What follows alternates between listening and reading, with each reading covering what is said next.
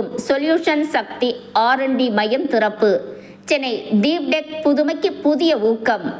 Chennai big bang boom solution private limited Chennai பள்ளிக்கரணையில் சக்தி எனப்படும் மேம்பட்ட ஆராய்ச்சி மற்றும் மேம்பாட்டு மையத்தை திறந்து வைத்து இந்தியாவின் தீப்டெக் புதுமைக்கு புதிய ஊக்கத்தை வழங்கியுள்ளது. 20,000 சதுரடியில் அமைந்துள்ள இந்த நவீன வசதி 200க்கும் மேற்பட்ட பொறியாளர்களை தங்க வைக்கும் திறன் கொண்டது.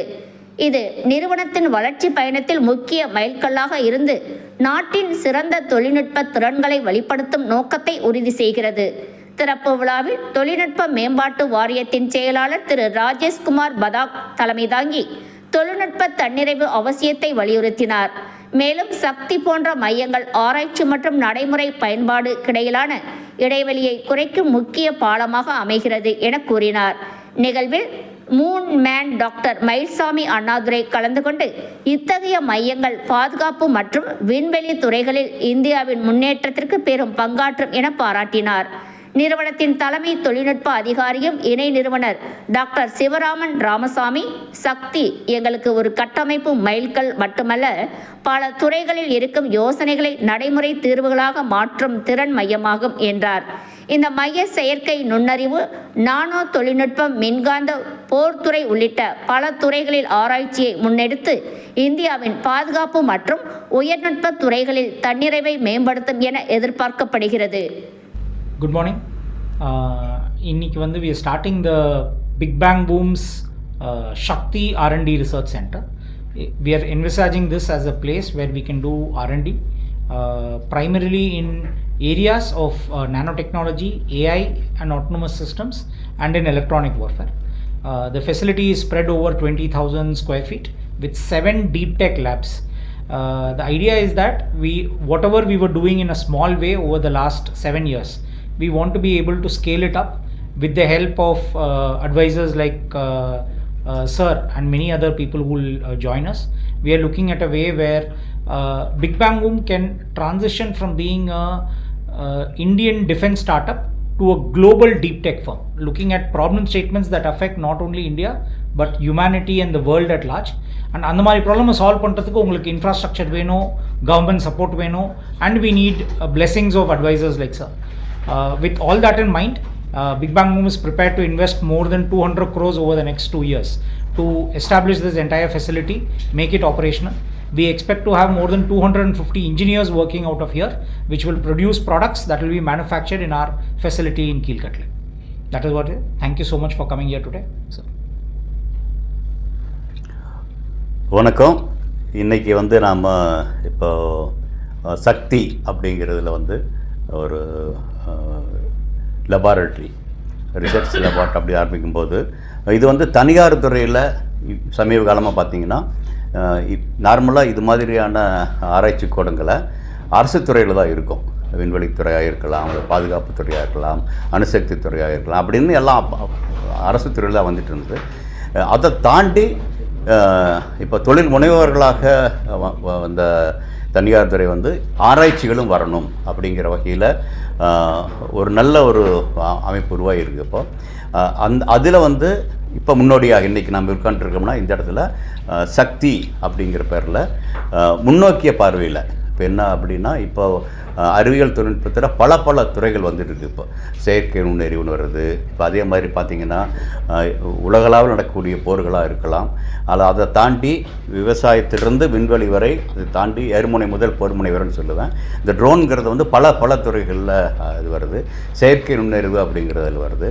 அதே மாதிரி எரிசக்தியில் அதற்கு வந்து நாட்டினுடைய தன்னறிவு இருக்கணும். இப்போ பார்த்திங்கன்னா திருவூர் பக்கம் வாரம் இருந்ததுன்னா நம்ம வீட்டில் சமையலறையில் எல்பிஜி வருமா அப்படிங்கிற ஒரு இது இருக்குது. இப்போ ஒரு காலத்தில் உணவுப் பொருள் இருக்குமாங்கிற மாதிரி இப்போது சமையலருக்கே வேணுமா அப்படிங்கிற மாதிரி இருக்குது.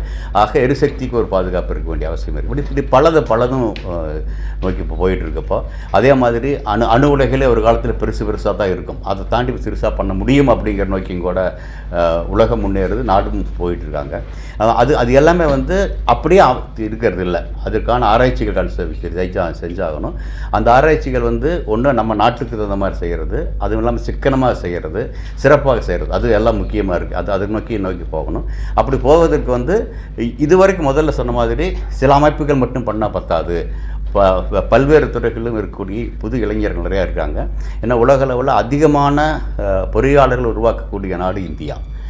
அதில் இந்தியாவில் அதிகமான உருவாக்கக்கூடிய தமிழ்நாடு. அது மாதிரி நிறைய போயிட்டுருக்கும் பொழுது அவர்களுக்கான வாய்ப்பு, அவர்களை வச்சுக்கிட்டு நம்ம புதுசாக செய்வதற்கான ஒரு வாய்ப்பு இதெல்லாம் உருவாகுது. அதனுடைய ஒரு எடுத்துக்காட்டாக தான் இன்றைக்கி நாம் வந்து சென்னையில் சக்தி அப்படிங்கிற பேரில் இந்த ஒரு ஆய்வு கூட இன்றைக்கி திறந்து வச்சுருக்கோம்னா இது வந்து அதனுடைய வெளிப்பாடாக பார்க்குறேன். இதில் வந்து அவங்க சொன்ன மாதிரி அனுபவம் வாய்ந்தவர்கள் பிளானில் இருக்கணும். இது வரைக்கும் 40 வருடங்கள் விண்வெளித்துறையில் இருந்திருக்கு, அந்த அனுபவம் இருக்குது. இப்போ புதுசாக வரக்கூடிய அவர்களோட இருக்காங்க. இது ரெண்டும் சேர்ந்து வரும் பொழுது அனுபவம் இருக்கும், வேகமும் இருக்கும், விவேகமும் இருக்கும். விவேகம் அப்படிங்கிறது ரெண்டும் சேர்ந்து வர்றது தான். அதை நோக்கி இது மாதிரியான இது வரும் பொழுது இது சிறப்பாக வரும் அப்படிங்கிறது. இப்படி வரும் பொழுது இதை வந்து ஒன்று நமக்கு தேவை, நமக்கு மட்டும் இல்லாமல் உலகளாவிய தேவைக்கும் நம்ம உருவாக்க முடியும். இப்போ அமெரிக்காவிலிருந்தோ ஐரோப்பாவிலிருந்தோ கண்டுபிடிக்கப்பட்டவை தான் உலக அளவில் போயிட்டுருக்குது. அதை தாண்டி இங்கே செய்பவர்களும் கூட உலக அளவில் எதிர்காலத்தில் கொண்டு போக முடியும் அப்படிங்கிறதுக்கான ஒரு சாத்தியக்கூறை இது உருவாக்குது.